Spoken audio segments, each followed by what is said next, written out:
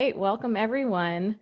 Thanks for joining us this evening. We're very fortunate to have with us four wonderful people, three of them Furman alums, who will be sharing with us some words of wisdom about their own vocational journeys, as well as their current positions working for social impact in Washington, D.C. This webinar is the result of a collaboration between the Furman Internship Office and the Malone Center for Career Engagement here at Furman. So we're very grateful to you all for your hard work in putting this webinar together, and to our panelists for taking time out of what I have learned are some very busy schedules to join us today. If you guys don't know me, I'm Dr. Jonason. I'm an assistant professor in the Sociology department here at Furman.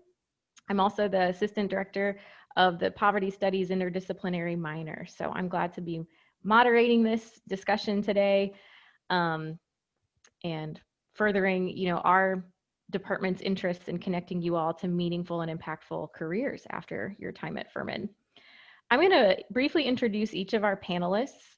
We've, I believe, made their bios available elsewhere for you to get a more in-depth look at who they are, but then they'll also be taking the time to tell you more about who they are in just a few minutes. So let me start with our first panelist is Jennifer Gerard. She's a Furman graduate from 2002 who is currently senior auditor for the American Red Cross National Headquarters. Next, we have Christina Henderson, a Furman graduate from 2008, who is a legislative assistant for Chuck Schumer, a US Senate Democratic leader, and is also currently running for office herself for a general seat on the Washington D.C. Council. Robin Lewis is a Furman graduate from 2012, who is currently, let's see if I can get this all, Senior Research Associate and Associate Fellow for the Government Studies Project, as well as Deputy Director for the project Leveraging Transparency to Reduce Corruption at the Brookings Institute. No, did all right? Yeah. And finally, Larissa Gil-Sanhueza is the Young Adult Advocacy Coordinator for the Friends Committee on National Legislation. We would like to start our webinar with a poll. As some of you might know, with this format, we can't see you all. We know you're out there, but we can't see you. So we've got just a couple of questions to kick things off. Please respond to the poll if you're able to tell us a little bit more about who you are and what you're interested in career-wise.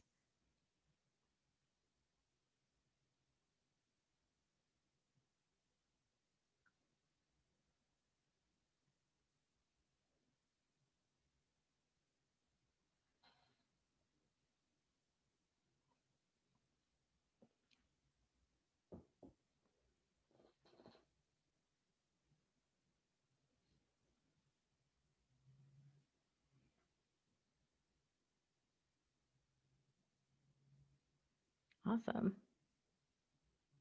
All right, lots of representation from the seniors, but I love the representation from the other classes as well. We've got advocacy as a big winner for interests. Next, I see government, nonprofit, fantastic, and a little bit of interest in all these others as well. Great, thank you. Thanks for running that, Diane. All right, well, knowing that, we're gonna move now to our questions. I'd like to tell you a couple ways you can ask questions during this part of the webinar. One would be through the chat. I believe all participants have access to the chat. If you message the chat, it may be visible to everyone or to just the panelists, so keep that in mind. So when you do that, let us know if your question is directed to a specific panelist or to our whole group of panelists. Another option is the Q&A, I believe. Is that right, Diane? Do you mind popping in real quick? I don't see the Q&A on my Yeah, I actually just see the chat function, so they can just do it to me directly and I can direct, or they can do it to everyone, whatever they prefer. Okay, it's looking like the chat is going to be a way to ask your questions. So Ms. Diane will be monitoring that chat. Just keep in mind that when you send it, it might be visible to all the panelists or to all the panelists and all the attendees. And we'll go from there. Feel free to send questions as we go through. We'll have some time for Q&A at the end, but all of the panelists have said they actually really like the back and forth that a Q&A offers. So if you send a question early, we would love to work it in to our conversation. All right, We're going to start with our first question, and that is simply to each one of you, what is it that you do? I have named your titles, but this is an opportunity for you to just share a little bit more about what it means to be in your particular position. And we'll start with Jennifer. Sure. So thanks for the introduction. My title is Senior Auditor. I work in the Audit Services Group at the American Red Cross National Headquarters. I've actually been at the Red Cross for 13 years. I've been in 3 different positions. So this is a role that I've been in for about 4 years now. And at a very high level, I conduct audits of other departments' programs and processes. I also provide consulting services to other departments at the Red Cross. And the most exciting part of my job, at least for me, is I run most of the data analytics for the audit team at the Red Cross. So I do want to say my background is actually not in audit. I was asked to join the team because of my kind of internal understanding of the Red Cross business systems and just how we operate, as well as for my data analytics skills. And I'm currently working right now to build a data analytics program for the audit services team. But really, before joining audit services, I had no idea what internal audit was all about. It was new to me. When I thought about audit, I thought about like the IRS, coming in and doing an audit on your tax returns. I'll share just briefly, people in internal audit, people who are auditors, they do a lot of financial and operational audits of other departments at whatever organization they're at. And they're really looking for risk, areas of high risk, and they're essentially trying to make sure that controls are in place. They're really trying to minimize risk. It's a very structured field, but the field of audit is changing a lot, and it's kind of where I come into play. Audit teams right now, we're trying to really partner more with businesses and help other departments within their organization as they are building new processes, rather than just going in afterwards and auditing in a department and telling them they did something bad. They're really trying to partner with other internal departments up front. And the field of audit is also very much more data focused now, and that's really where I come into play. So I'm a bit of an accidental auditor, but that is at a high level what I do. Great. I like that idea of an accidental auditor. I think one thing that might come through most of your stories is that there can be kind of a winding path to where you currently are, right? It's not necessarily a straight line. So 100%. Yeah, at least in our debrief last week, it sounded like everyone was agreed on that. Jennifer, the American Red Cross, to my knowledge, is one of the largest, if not the largest NGOs in the world. So I imagine that when you're auditing finances, you're talking about like important amounts of money. Is that correct? That is correct. Yeah, I mean, the American Red Cross does have an international component, and we do often end up, auditing not just things within the U.S. but abroad. We are very large, so there's often a lot of money involved. I tend to audit more. I do a lot more operational audits, so I'm looking at programs and processes. Also some fraud detection as well. But you're right, it is one of the largest humanitarian organizations in the world, and so there's a lot to audit. Yeah, absolutely. All right, thank you. Mm-hmm. Next to Christina. So I kind of wear multiple hats, but we'll just stick on the day job for right now. So I'm a legislative assistant for Senate Minority Leader Chuck Schumer. This is my what I call second tour of duty on Capitol Hill. So I previously worked for the late Senator Kay Hagan from North Carolina. But my job is a little bit different. I work in both the leadership and personal office, which means I handle things on behalf of all Senate Democrats, but I also handle things on behalf of New York State as well. My particular portfolio focuses on education, so everything from childcare to higher education. I do labor and workforce development policy. I also work on postal and census issues. So been a very busy last few months. I try to explain it to folks, and there are occasions every day is different for me. There are occasions where I'm working on specific policy and legislation. Sometimes it's around us, we write it and we give it away to other offices. I do a lot of work with other Senate Democratic offices and helping them achieve their particular goals on behalf of their boss. Sometimes my office is the referee on disagreements amongst the family.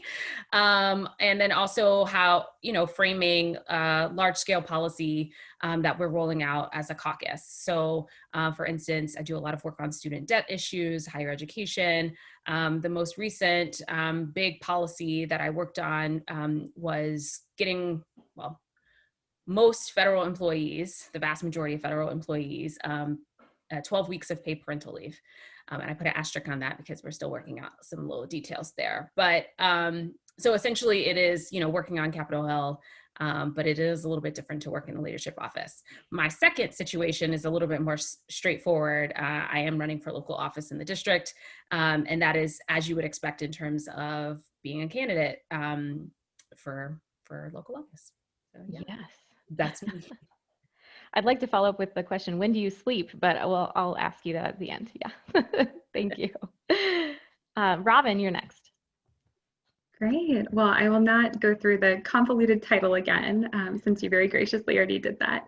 But essentially, I'm a researcher at the Brookings Institution, which is what's often referred to as a think tank, really a nonpartisan policy center that conducts research on a lot of different issues, both domestically and internationally. So in my day-to-day, it's varied quite a bit over the past 6+ years that I've been there. But I started off helping to coordinate a conference that was held in Prague, so it was a nice opportunity to travel, that was focused on anti-corruption initiatives globally. And when that position wrapped up, which was a temp position, I transferred over to a multi-year grant that was focused on what's often called financial inclusion. So essentially trying to advance access to and use of formal financial services by people who have been traditionally excluded from that ecosystem. So often women and refugees, lower income people. So that was a really interesting experience to learn how to work on a multi-year project that was very research intensive and gave us a lot of opportunities to speak to people who were based in, I think, 26 different countries were in our portfolio. So after that experience wrapped up, I started a different project. And this one has been focused on basically how to reduce corruption in the natural resource space. So that could be oil, gas, mining, or other types of resources. So in my day-to-day, a lot of what it looks like is conducting background research, calling experts in different countries to see if we can sleuth out a little bit what the latest legislative developments are, what research and information isn't necessarily publicly available online.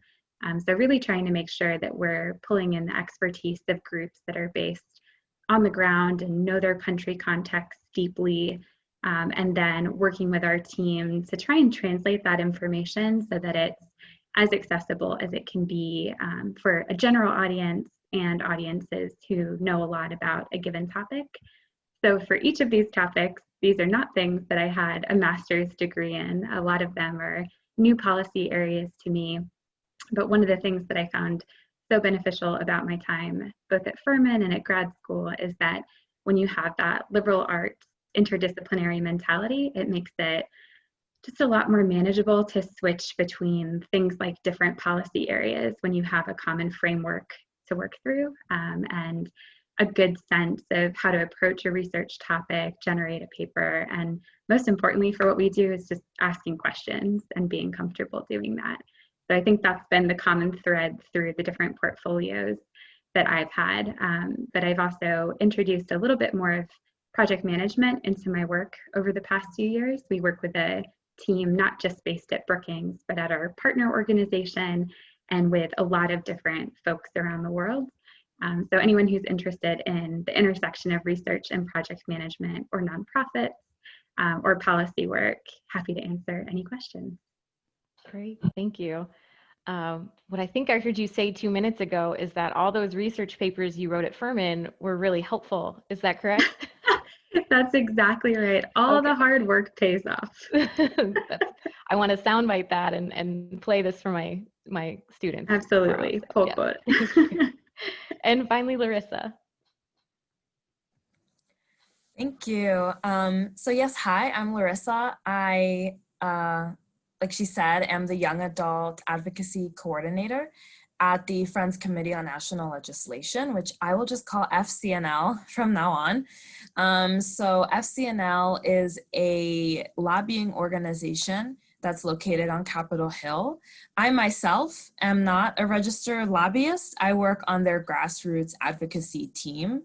And so what I do is run the young adult program that we have at this organization, which is a series of 4 programs that all offer advocacy trainings, offer paid opportunities to work in DC, and to mobilize your community around issues that you really care about. So my day-to-day, I guess, is talking to the young adult network that we have about what work they're doing in their communities, talking about how we can support each other. I do a lot of lobby trainings and advocacy trainings for young adults. I used to travel a lot for my job, actually. Now it's all virtual.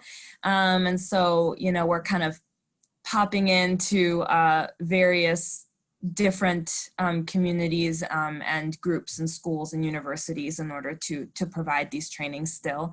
And then my favorite program, that is really the one that is my baby, and I'll probably talk about the most, is the Advocacy Core program. And that is one of the 4 programs, but specifically a community organizing program. So those are generally the people I work with the most. They are organizers that really focus on one issue every year. And right now, my focus has been immigration reform. I'm also working on police violence and how to address that at the federal level, because we are hosting, every year we host a conference that is also basically a day of action, a weekend of action around one issue, and that is going to be our issue this year. So those are the 2 kind of big policy areas that I work around. But again, I do grassroots advocacy work around those issues. I myself am not a registered lobbyist, even though I work at a lobbying organization. Good to know. All right. Thank you very much. Our next question, we'll start with Christina. And it is simple, but you can take it in any direction you want. And it is simply, how did you each land in your current roles? So Christina, let's start with you. That sounds simple, but it really isn't. I actually have to go back to how to actually get my first job on Capitol Hill, because it is usually a ladder situation to make it into the leader's office. So I'll just start how I got my first job. My first job on Capitol Hill was one of those quintessential being in the right places at the right time moments. I literally bumped into Senator Kagan at a bar the night after she was sworn in to the United States Senate. And it happened to honestly be a chance meeting. I literally bumped into her and I, turned around and say, "Oh my gosh, I'm so sorry." And then I immediately recognized who she was. I happened to have worked for Emily's List at the time. She was a candidate for Emily's List. I was also registered in North Carolina and had an opportunity to vote for her. I congratulated her, said, "Senator, congratulations, X, Y, or Z." And we just started talking. And it actually wasn't even, I wouldn't call it a job interview. We were literally just talking about, she was talking more or less how do you transition from going, from being in North Carolina to being in DC. And we just got to talking about family and the whole 9. And then at some point in the conversation, she says, "Wait, you're from North Carolina, you're in DC and you don't have a job?" And I was like, all of those things are accurate. And I started working in her office a week later. Now, it does not always happen that way. But I worked for the senator for 2 years. I left then for grad school. And then I felt like I wanted to make a pivot and a transition. And then I started focusing mainly on local government work. And I worked in DC government for 5 years. And it was after the 2016 election, a friend of mine called me up and said, hey, would you think about coming back to the Senate? And I said, it depends on who the member is. And he said, you know, it's for Schumer. They're looking for an education person. And I just thought it was a really great opportunity at that time to, you know, serve in sort of a larger capacity and have an opportunity to influence policy on such a larger scale. So that is how I got to where I am. Oh, there was like can I answer the really quick question in the chat? Because it is related to this. So someone asked, like, where did I go to what did I go to grad school for? I went to grad school for policy. I went to Princeton's, now called School for Public and International Affairs, but then called the Woodrow Wilson School for Public and International Affairs. So I have my master's in public policy. Wonderful, thank you. Moving down the list, next would be Robin. I really just second Christina that it sounds like a simple question that can have a convoluted or nonlinear response. So I think for mine, I'll probably go to starting at Furman and then grad school, since that has connected to where I am today. So when I was at Furman, I'm not sure if any of the Furman students watching this are feeling this way, but I felt very overwhelmed by the prospect of what would come next. I had too many different interests I couldn't pick, and I felt a little bit paralyzed with indecision because there were so many different pathways available. So I thought for a little while, after really enjoying my constitutional law class while at Furman, that constitutional law just made sense for someone who was interested in political science and philosophy. And then after spending an entire summer studying for the LSAT, woke up one day and just thought to myself, I don't want to practice law, and I'm not particularly interested in law school, and I'm not sure why I thought that I was. And there are many excellent reasons to go to law school, but I did not happen to have any of them. It just felt like the natural next step. So I reassessed, and thankfully I did a second study abroad my fall semester of my senior year. And so it was a good way to keep me from panicking about the idea that I didn't know what I wanted to do with my life, because it was an incredibly engaging semester. And the subject matter actually did end up connecting to what I ultimately did for grad school and worked on at Brookings, which is that it was a study abroad that was focused on Central and Eastern European politics, and anti-corruption came up pretty regularly as part of the coursework. So I realized in going through that semester that that was subject matter I really was passionate about and interested in, and I wasn't ready to leave school yet. So I decided spring semester of my senior year to apply to grad school. I only applied to 2 schools, and thankfully was able to begin a comparative politics program, did a 1-year master's at the London School of Economics.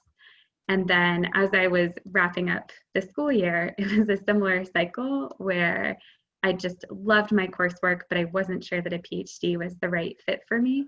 And I had this strangely specific idea at this point that I wanted to work at a think tank, because I loved the idea of being in an environment that was similar to a university, that had more of the mechanics of policy lens to it, that was a little bit less academic.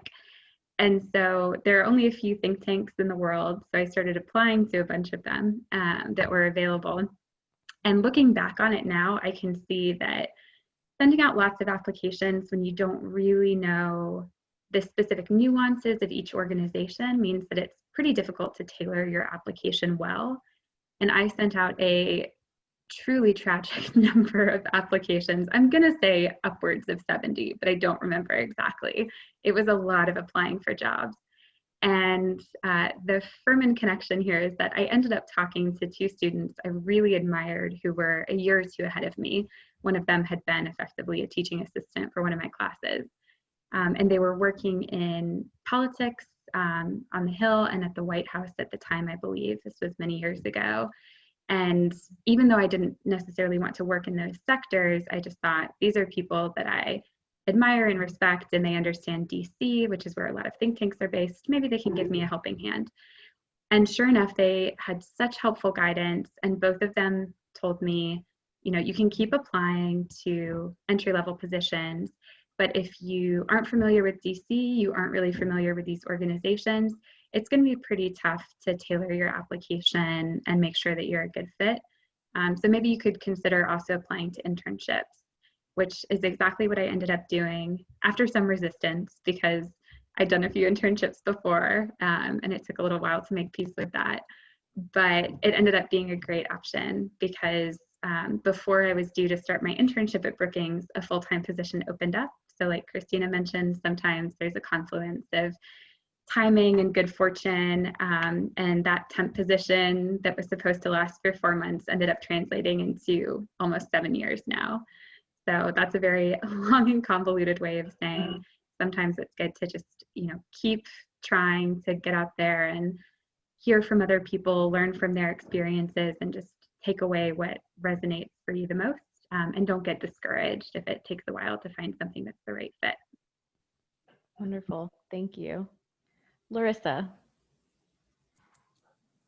So I basically had this checklist. I was like, so this is me in college. I'm trying to figure out what I want to do. And I had this checklist of things that I was like, well, these are the things I know that I want, but I don't know how to fill in the gaps. And they were, I really wanted to be in DC. I really wanted to work in some sort of politics, policy. I didn't even know what word to put in there. I guess advocacy, I would say at this point. I just didn't realize it at the time. And I knew, I guess, what my values were. Like, I knew what I wanted to be working toward. I didn't know how, but I know what I was working toward.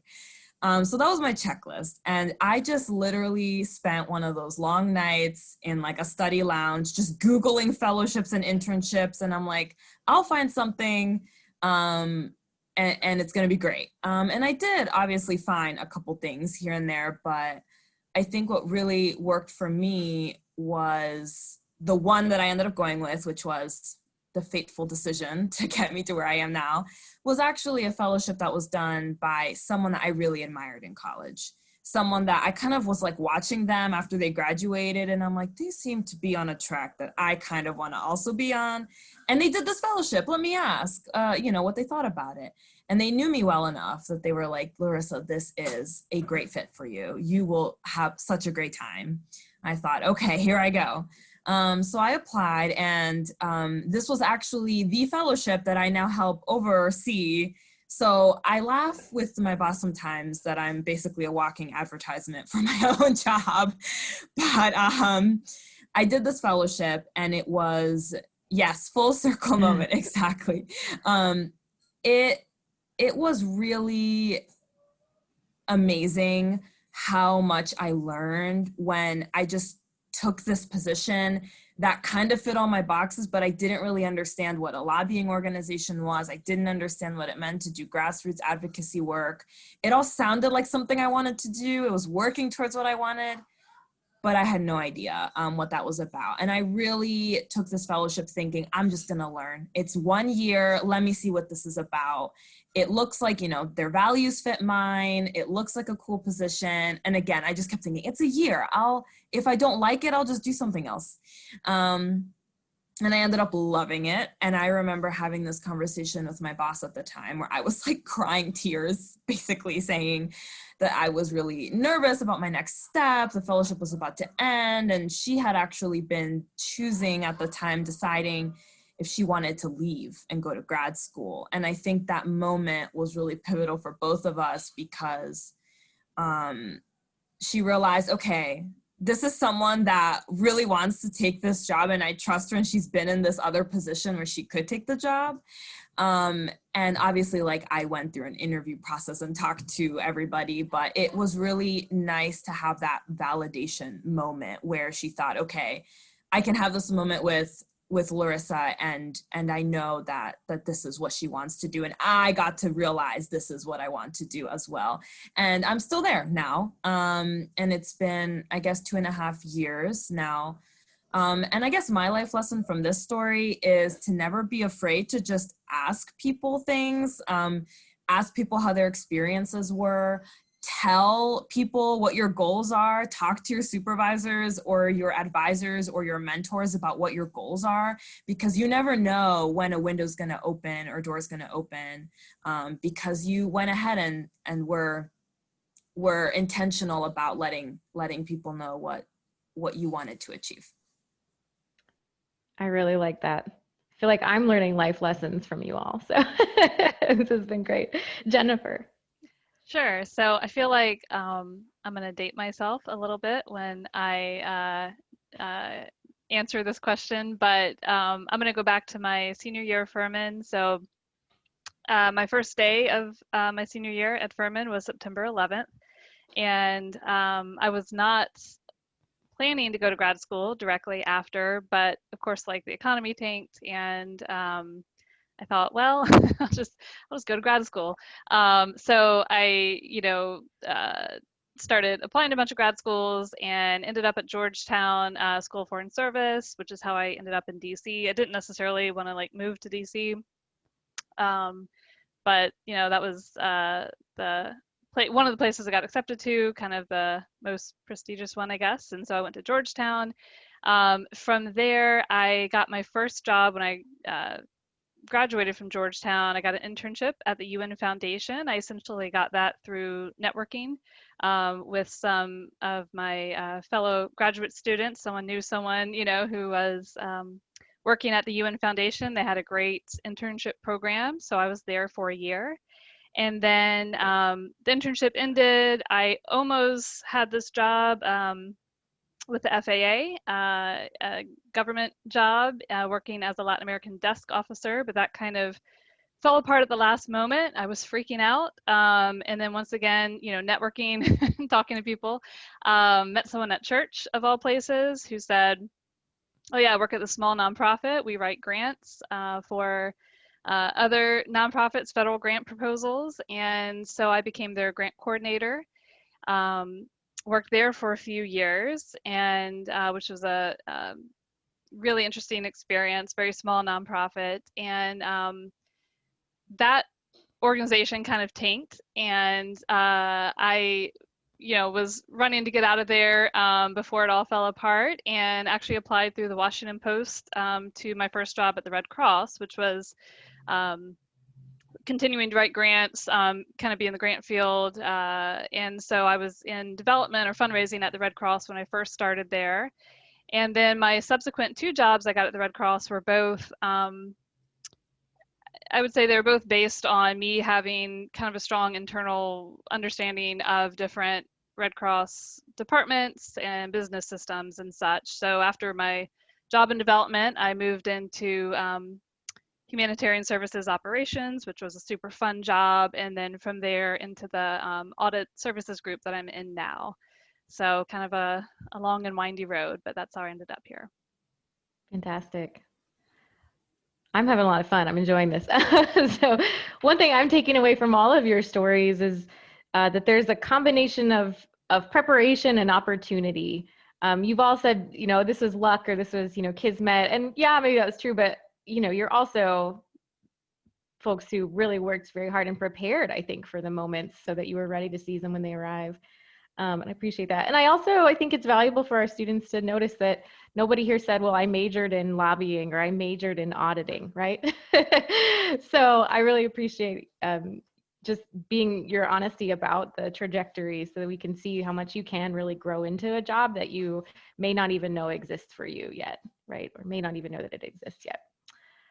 Our third question has to do with the nature of your careers as social impact careers. I mean, each one of these positions and these areas that you work in has enormous potential to really make a positive impact on society. And we'd like to know, how intentional was that for each of you as you began your careers? And we'll start with Robin. That's a great question. And I think that this is something, like Larissa mentioned, where I did have my values in mind when I was looking for career opportunities.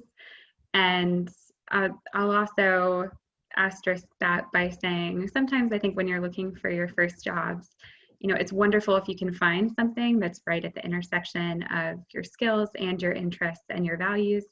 Sometimes you may, need for various reasons to find something that's a good entry opportunity, but not necessarily your dream job, and that's completely fine too. But I did have a sense when I was leaving grad school that I really wanted to be in an environment where I could study comparative policy, but also in a place that would enable me to be a part of something that had some direct impact, hopefully, on improving people's lives in some way. And so when I was looking at different career opportunities, Brookings really jumped out at me as a place that does high impact, very high quality research with a lens toward how do we make the day-to-day lives of people in, whether it's in the US or in one of the other countries we're studying, better in some way, or help to advance policy approaches that have the potential to do that. And so with the work that I've been doing, I've always found it really, really rewarding because, for example, when I was at that first conference on anti-corruption approaches, we were talking to a number of activists from Ukraine, for example, who were taking the conversations that we were having there and going back to a really dangerous, high conflict environment and trying to make governance better in their country. And that was really inspiring to see. And it's also been really encouraging when we were working on the financial inclusion reports that I mentioned earlier. We would get to talk to, for example, young women experts and champions in different countries who were coming into the political arena for the first time and saying, I want to make sure that all the women that haven't had access to bank accounts, to digital finance, can access that, because it's a tremendous tool of empowerment and independence in a lot of contexts. And so getting to have those meetings and those conversations and just thinking about how can we take this research and make sure that it's accessible and useful for people who want to help improve governance wherever they're living is really powerful. And I think it's wonderful that we also have so many different backgrounds represented, because advocacy can also be a very direct way to do this kind of work. And Brookings is not an advocacy organization, it's more of an educational institution, but I think we're all sharing very similar goals and just trying to make life better for people through great work and careful work. Yes, wonderful, thank you. Larissa. Right, so like I said earlier, I think I answered this question accidentally by revealing my checklist and saying that that was basically the only thing that I knew that I wanted out of my job. I knew that I wanted to have some sort of positive social impact and work towards this vision of this beautiful world that I have in my head. And on the other hand, I guess I also did some work in figuring out what skills I had that could maybe be applied to that goal, but I just didn't know how to translate this desire and this passion that I had to help people and make other people's lives better, and translate that into action or a career or a job. I didn't really know. And so that's why when I was doing research, it really appealed to me what the organization that I was going to maybe work for actually stood for and what they worked towards. That's almost like probably the number one thing I was looking at before I looked into like the criteria and like what the job was about. And then, you know, I had this fellowship, and obviously I made the decision to stay at that same organization. And I think my view of what kind of impact I could have maybe changed a little bit during that fellowship, because I didn't have a good way to define it before I started. I think that it's really easy to think about the very large scale impact that you can have via policy, via law, and that's obviously extremely important. But it is easy to not think about then after that the other forms of impact that you can have maybe on a smaller scale. And during the fellowship, I saw just how impactful it was for some of the young adults that I would see start our program and then end it, you know, starting it thinking they can't have a voice in the political process, or they can't have a say in the policy setting or the agenda setting and the policy making. but then by the end of it, they realize that's absolutely not true. They can have a say in that process. And so I saw my impact. Obviously, I am working towards this larger scale impact. I'm working towards passing certain legislation, but I also, I think on a day-to-day see the more micro level or personal impact that I have, or that our programming has and our opportunities have for young adults that go through them. So it was interesting to see how maybe not changed, but developed my idea of what that actually means. And I've continued to develop it since then, I think, and I'm sure I will continue to as I move forward, but I'm looking forward to that. Wonderful. Thank you. Next is Jennifer. Sure. So yeah, for me it was very intentional to work at an organization that I felt was making a really meaningful impact. And I can really relate to what Larissa was saying, because I felt like I know the type of organization I want to work for. I don't know exactly what it is I want to do.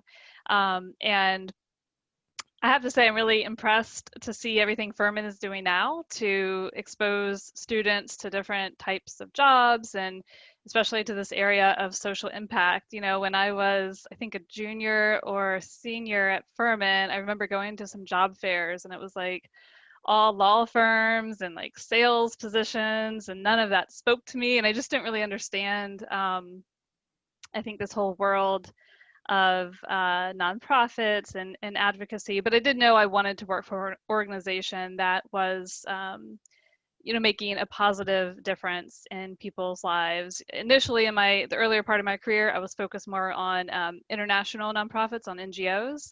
The Red Cross is both international and national, but I've definitely moved more to the domestic side of things. But the one thing I want to say, in talking about this is that, if you're interested in making a difference, it doesn't mean that you have to necessarily be a social worker, right? I mean, you may be interested in law, or you may be interested in accounting, but nonprofits need lawyers and accountants. They need IT folks as well. So there's a lot of different types of career paths that you can take while still working at a nonprofit organization. And I don't think I thought about that so much, when I was at Furman, but we have a team of lawyers, we have all sorts of different types of people and different career paths who all work to support the American Red Cross. And so that's just something to keep in mind. But, I feel like I've been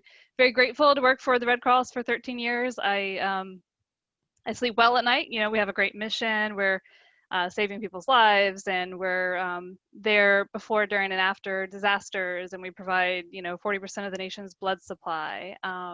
We do a lot of good work, and I don't think anyone goes into the nonprofit field to like make a ton of money, but it definitely feels good to be working for an organization that is making a difference. Yeah, thank you. And Christina. Yeah, so I definitely went into policy with the idea of wanting to make impact. And it was sort of a convoluted piece, not convoluted, it was very clear, but there were lots of different pieces in that. So one, it was around in my research and just, what we're learning at Furman, but just also in sort of daily life. I didn't see very many people who looked like me who were at the table making very, very important decisions on behalf of communities of color and communities that I came from. And I thought that it is a perspective that needed to change. And I very deeply feel that our government should be more representative of the country writ large. And so I tell people all the time, right, even though it seems like a misnomer because nothing really is moving on Capitol Hill, but I did not go into policy to manage the status quo. I went in to make impact and make a difference. And, even from working in local government or doing it on the Hill, to be able to like look back and say, I've written legislation that are currently law, or I helped deliver an appropriations that, doubled the amount of childcare funding that we had nationwide. Those are things that I look to that is like, yes, this is impact. But I'm still driven because I truly believe that your zip code should not be a barrier to your opportunity for success, should not be a barrier to opportunity for education, healthcare, good climate, access to public transportation, green space, all of these different things. And across the country, we know that's not the case. And so I'm always going to keep fighting, you know, on those particular issues. And Ayanna Presley has this t-shirt that I now have that says, "Policy is my love language." And that is very much true. That's me. That's how I sort of approach things. And it really is around how can I impact things that are bigger than myself and leave my communities that I'm working with or the groups that I'm working with better than how I found it at the start. So, yeah. Wonderful. Thank you. We want to leave enough time for those in our audience, our virtual audience, to ask questions. So I just have one final question. It is on your list. Don't worry, it's not a surprise question, but it's, you know, if you could give one piece of advice to a student who wants to follow a path similar to yours, what would that be? So that's our final question, one piece of advice, and I'm going to start with Larissa to answer that. I'm so glad you asked this question because this was the hardest one out of the list that we received. I was like, oh my God, I don't know what advice to give. I forced my dinner table to have this conversation with me so I could prepare for all of you. And I think that the advice I would give is to absolutely stay open-minded to what is out there. What Jennifer was saying earlier really resonated with me.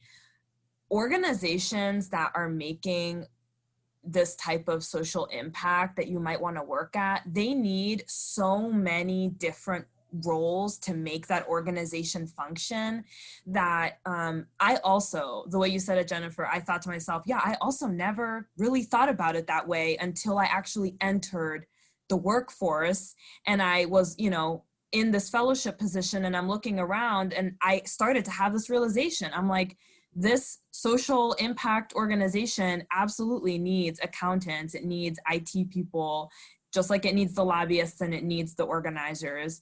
But there are so many different roles that allow an organization to live and breathe.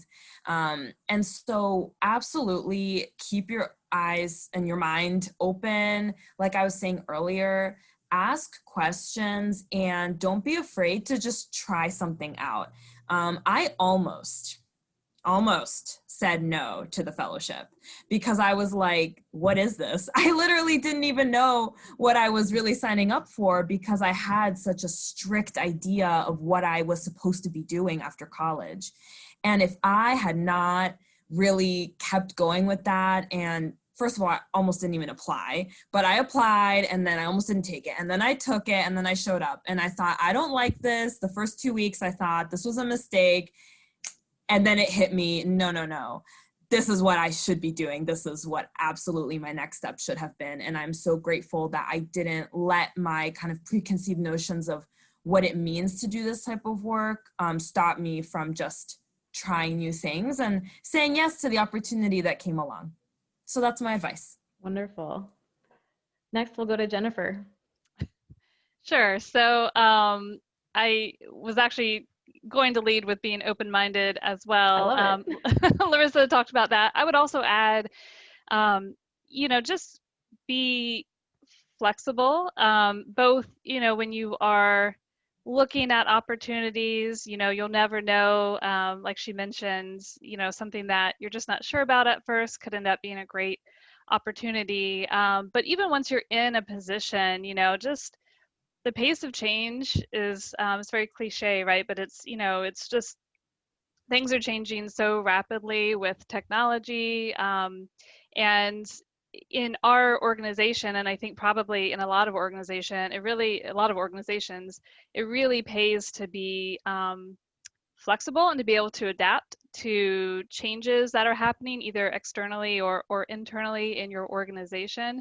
And if you can be that person who can adapt and who can, you know, maybe take on different roles or wear different hats, I think that is a really valuable skill. I know there's a word, it's not flexitarian, but there's like a new buzzword I think I heard last year, you know, just about the role of being flexible and how valuable that is to a lot of different organizations. I'm sure that applies outside of nonprofits as well, but I think especially in nonprofits, you know, you got to be flexible and, I will say, when you're at a small organization, a smaller nonprofit, you get to wear a lot of different hats and you get a lot of responsibility very quickly. So, working for some place you may not have heard of before can have its benefits, because you can kind of go up in the ranks very quickly and learn a lot of things very quickly. Whereas, working at the Red Cross, it's a huge organization, so you end up staying in your lane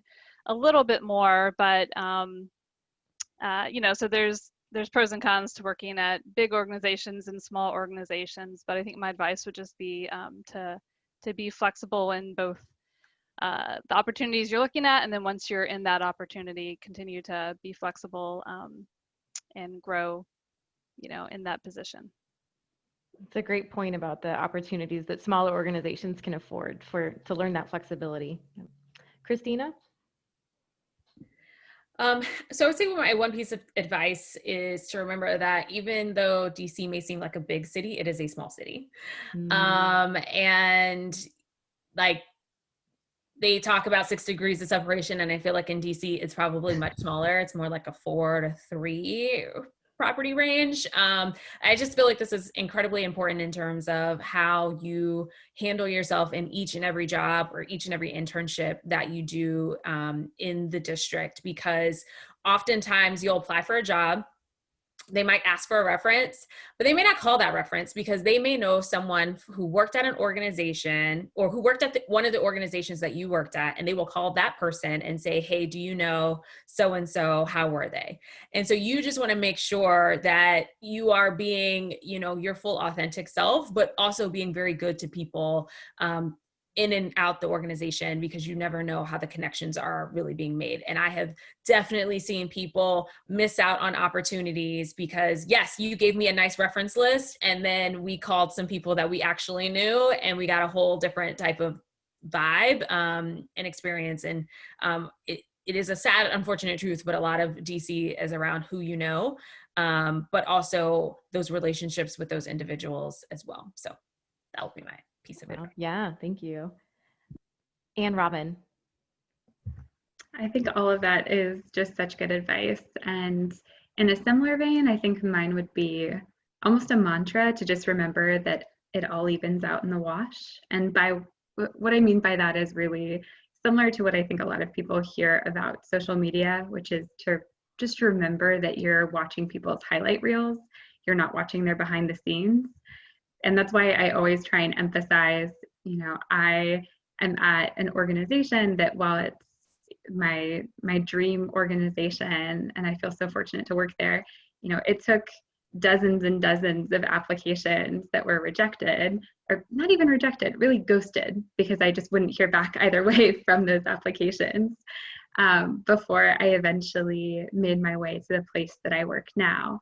But on my bio online, it doesn't say apply to 70 plus places before ending up here.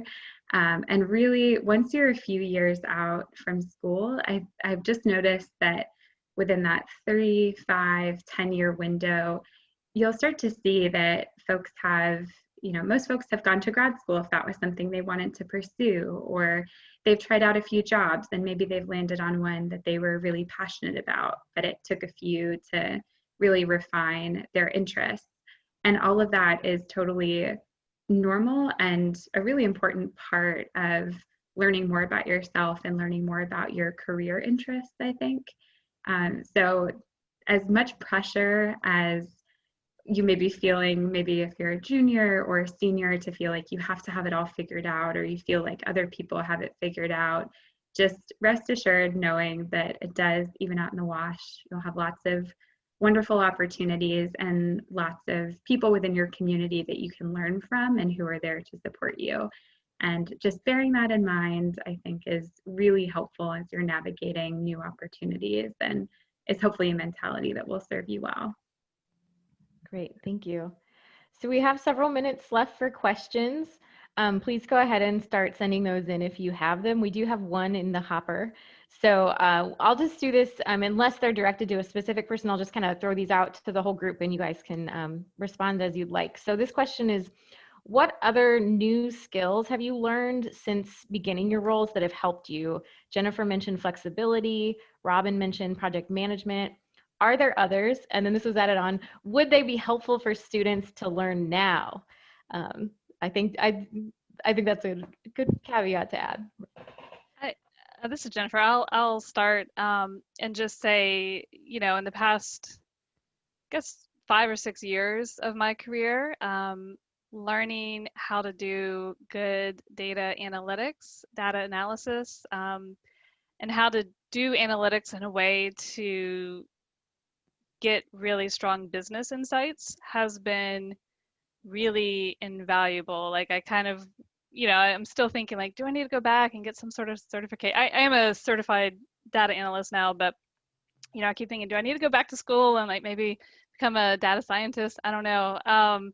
But there's just, there's a lot of data out there. There's a lot of demand for people who can analyze data and really draw insights and meaningful insights from the data. So I mean, that's kind of the world I'm in, but I would say that's a very valuable skill these days at a lot of places. I would actually kind of agree with Jennifer. I hate saying this, but like, go ahead and take the stats class that you are avoiding. Take it. Just go ahead and do it. I obviously in grad school, I had to take stats and econ, and it is kind of ridiculous how much, and I know my, you know, former professors are like eating this up right now, right? But it is kind of ridiculous how much it actually does matter to be able to do data-driven work, particularly from a field of wanting to do impact. The second thing I would say is, you know, I took comms classes, but learning how to communicate policy, especially to people who don't have a background in whatever you're talking about, is a skill that you develop over time. And it is something that you need in order to be incredibly, if you want to be impactful, to explain to someone, you know, why you're doing something without using all of the jargon. It is a skill that you sharpen and work on. And, you know, I could say take a comms class. I mean, it's liberal arts. Take a comms class because the comms department is fabulous at Furman. But yeah, go ahead and take that stats class and stop playing. So. Soc 302, everybody. Soc 302. All right. Yeah, if I can also add to that, I work with organizers. I'm doing organizing advocacy work, and no one told me how much I needed to be able to use Excel.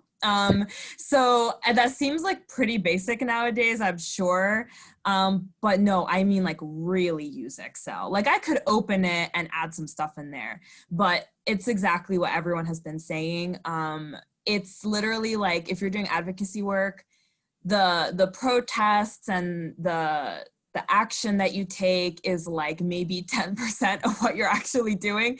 And then the rest of it is a lot of phone calls, a lot of spreadsheets, a lot of keeping yourself organized to make sure that you know where all your people are at and what they're doing. And so as a liberal arts major myself, I didn't really take data, even just something basic like using Excel very seriously, like literally at all. And now I'm at work and I'm having one of my coworkers basically teach me little tidbits here and there, and potentially might even go and get some sort of like Excel class because I really never had to use it and I didn't think it would be necessary, and it absolutely is. So don't play. Go take that class and start learning that right now if you don't already know. Or you'll be like me and you'll have to take one when you're already working. That's great. And I was joking about Soc, but I know there's a variety of classes on campus that all will aim towards this idea of like data management, understanding data, gaining insights, whether that's econ, business, social science, et cetera. So that's great. We're going to stop there. I know our panelists have been generous with their time and some of them need to get going on to other things. So since, again, our audience is virtual, let me heartily thank you all on behalf of the students who showed up here tonight. This has been wonderful. I think I've learned some things. I hope everyone else did too. I know that they did. So we're going to officially end the webinar here. And I'm sure our students, the internship office and the Malone Center would be very glad to follow up with you if you've got any further questions, interests, or want to know more about how to continue pursuing these kinds of careers. Thank you all. Have a good night. All right, thank you. Thank you.